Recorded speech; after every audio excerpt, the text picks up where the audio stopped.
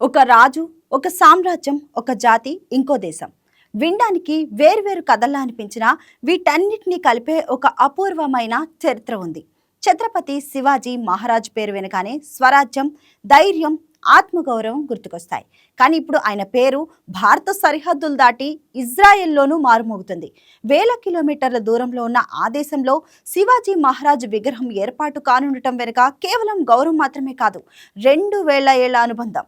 ఆశ్రమించిన నేలపై కృతజ్ఞత, చరిత్రను మరిచిపోని ఒక సమాజం హృదయ స్పందన దాగి ఉంది. ఒక హిందూ రాజుకు యూదు దేశంలో ఎందుకింత గౌరవం దక్కుతుంది?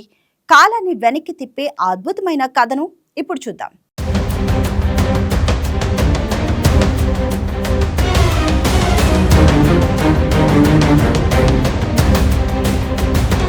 1674 జూన్ 6 రాయగఢ్ కోటలో ఒక చారిత్రక ఘట్టం ఆవిష్కృతమైంది. శివాజీ మహారాజ్ పట్టాభిషేకం జరిగింది. ఆ రోజుతో స్వరాజ్యానికి ఒక కొత్త అధ్యాయం ప్రారంభమైంది.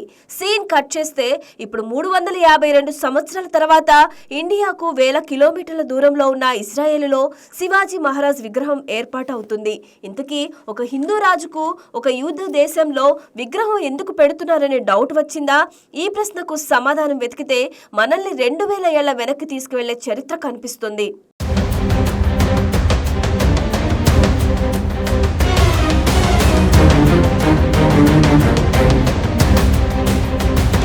అది క్రీస్తు పూర్వం 2వ శతాబ్దం. పశ్చిమాసియాలో యూదులపై హింస జరుగుతుంది. ప్రాణాలు కాపాడుకోవడానికి కొందరు యూదులు సముద్ర ప్రయాణం ప్రారంభించారు. అయితే వారి నౌక ప్రమాదానికి గురైంది. బతికి బయటపడ్డ కేవలం 14 మందిలో 7 పురుషులు, 7 మహిళలు ఉన్నారు. వారంతా మహారాష్ట్రలోని కొంకణ్ తీరానికి చేరుకున్నారు. వారికి ఆ సమయంలో తెలియదు, తాము చేరుకున్న ఈ నేల తమ భవిష్యత్తును మాత్రమే కాదు, తమ జాతి చరిత్రనే మార్చబోతుందని వారు ఊహించలేదు. ఆ చిన్న సమూహం క్రమంగా కొంకణ్ ప్రాంతంలో స్థిరపడింది. కాలం గడిచింది, తరాలు మారాయి, కానీ వారంతా తమ మూలాలను మర్చిపోకుండా ఉన్నారు. వారే బెన్ ఇజ్రాయెల్.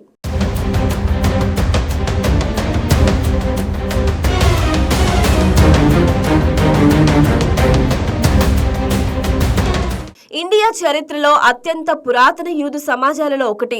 వారు మరాఠీ మాట్లాడేవారు, స్థానిక దుస్తులు ధరించేవారు, స్థానిక పండుగల్లో పాల్గొనేవారు.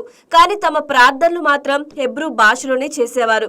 తమ మతాన్ని కాపాడుకుంటూనే భారతీయ సంస్కృతిలో భాగమైపోయారు.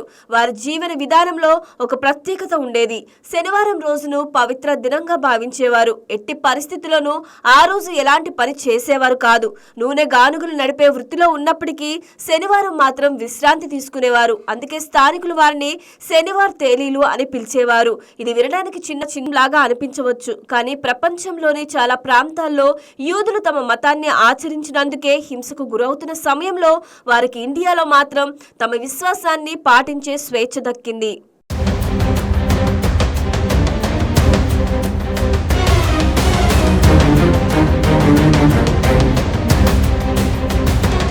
అందుకే చరిత్రకారులు యూదులను ఎప్పుడు హింసించని దేశంగా భారత్ను వర్ణిస్తారు.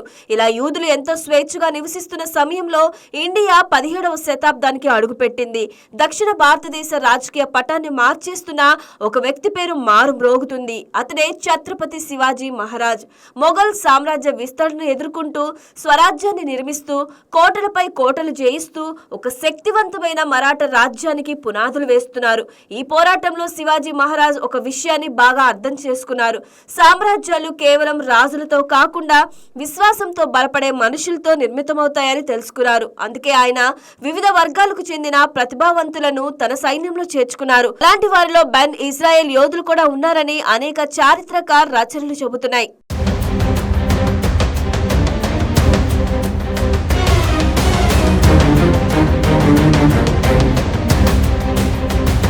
కొంకణ్ తీర ప్రాంతంలో పెరిగిన వీరికి సముద్ర మార్గాలపై మంచి అవగాహన ఉండేది. ఇక్కడ ఒక విషయం గుర్తుంచుకోవాలి, భారత్ లో శక్తివంతమైన నౌకాదళం అవసరమని మొదటిసారి స్పష్టంగా గుర్తించిన రాజుల్లో శివాజీ మహారాజ్ ఒకరు.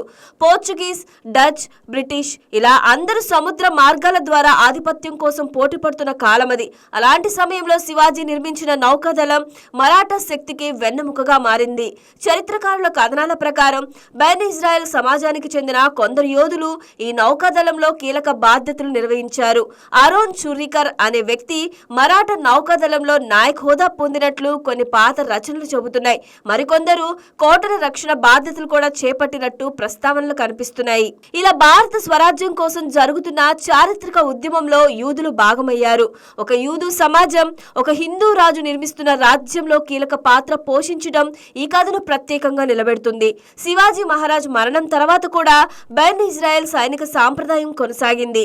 18వ శతాబ్దంలో భారత పశ్చిమ తీరాన్ని శాసించిన ఆంగ్లేయ నౌకాదళంలో కూడా వారు సేవలందించారు. ఆ తర్వాత బ్రిటిష్ పాలన ప్రారంభమైంది. కానీ బెన్ ఇజ్రాయెల్ యోధుల ధైర్యం తగ్గలేదు. ఆంగ్లో మైసూర్ యుద్ధాలు, ఆంగ్లో మరాఠా యుద్ధాలు, ఆఫ్ఘన్ యుద్ధాలు, బర్మా యుద్ధాలు, 1857 తిరుగుబాటు, ఇలా ఎక్కడ చూసిన వారి సేవల ప్రస్తావనలు కనిపిస్తాయి. జనాభాలో చిన్న సమాజమే అయినప్పటికీ సైన్యంలో మాత్రం అసాధారణమైన గుర్తింపు సంపాదించారు. ఆ తర్వాత కాలం మరోసారి మలుపు తిరిగింది.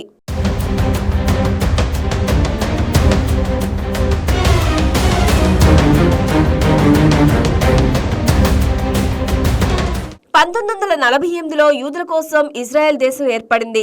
శతాబ్దాలుగా భారత్లో జీవిస్తున్న వేలాది బెన్ ఇజ్రాయెల్ కుటుంబాలు తమ పూర్వీకుల మాతృభూమిగా భావించిన ఇజ్రాయెల్కు వలస వెళ్లాయి. 1960ల నాటికి వేలాది మంది అక్కడ స్థిరపడ్డారు. నేడు వారి వారసులు 50,000 మందికి పైగా ఉన్నారు. వారు ఇజ్రాయెల్ సైన్యంలో, రాజకీయాల్లోనే కాకుండా విద్యారంగంలోనూ ఉన్నారు. కానీ ఇప్పటికీ చాలా మంది మరాఠీ మాట్లాడతారు, భారతీయ వంటకాలు చేస్తారు, తమ పూర్వీకులు వచ్చిన కొంకణ్ నేలను గౌరవంగా గుర్తు చేసుకుంటారు. అందుకే ఇప్పుడు ఇజ్రాయెల్లో శివాజీ మహారాజ్ విగ్రహం ఏర్పాటు చేయడం ఒక సాధారణ సాంస్కృతిక కార్యక్రమంలా చూడకూడదు. ఇది రెండు దేశాల మధ్య శతాబ్దాల అనుబంధానికి ప్రతీకగా చూడాలి. ఒకప్పుడు భారత్ వారికి ఆశ్రయం ఇచ్చింది. ఒకప్పుడు శివాజీ మహారాజ్ నిర్మించిన స్వరాజ్యంలో వారి పూర్వీకులు సేవలు అందించారు. ఇప్పుడు అదే యూదు సమాజపు వారసులు ఆ మహారాజుకు తమ దేశంలో గౌరవ స్థానం కల్పిస్తున్నారు.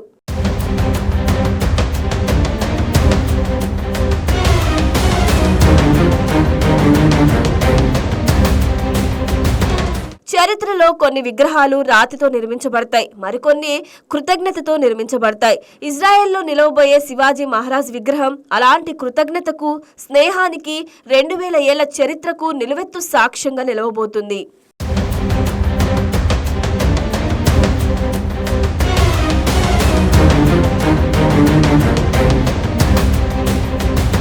చరిత్ర పుస్తకాల్లో కొన్ని కథలు కేవలం సంఘటనలుగా మాత్రమే మిగిలిపోతాయి. కానీ మరికొన్ని కథలు తరాలు మారిన మనుషుల హృదయాల్లో నిలిచిపోతాయి. ఇజ్రాయెల్లో శివాజీ మహారాజు విగ్రహం ఏర్పాటు కావడం కూడా అలాంటి అరుదైన ఘట్టమే. ఒకప్పుడు ఆశ్రమించిన భారత నేలకు, ఒకప్పుడు తమ పూర్వీకులకు గౌరవం ఇచ్చిన సామ్రాజ్యానికి స్వరాజ్యంలో యూదు సమాజం చెబుతున్న కృతజ్ఞత నివాళిగా దీనిని చూడొచ్చు.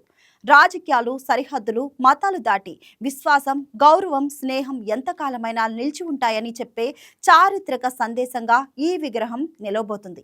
2000 ఏళ్ల అనుబంధానికి, భారత ఇజ్రాయెల్ స్నేహానికి ఇది ఒక చిరస్మరణీయ ప్రతీకగా చరిత్రలో నిలిచిపోనుంది.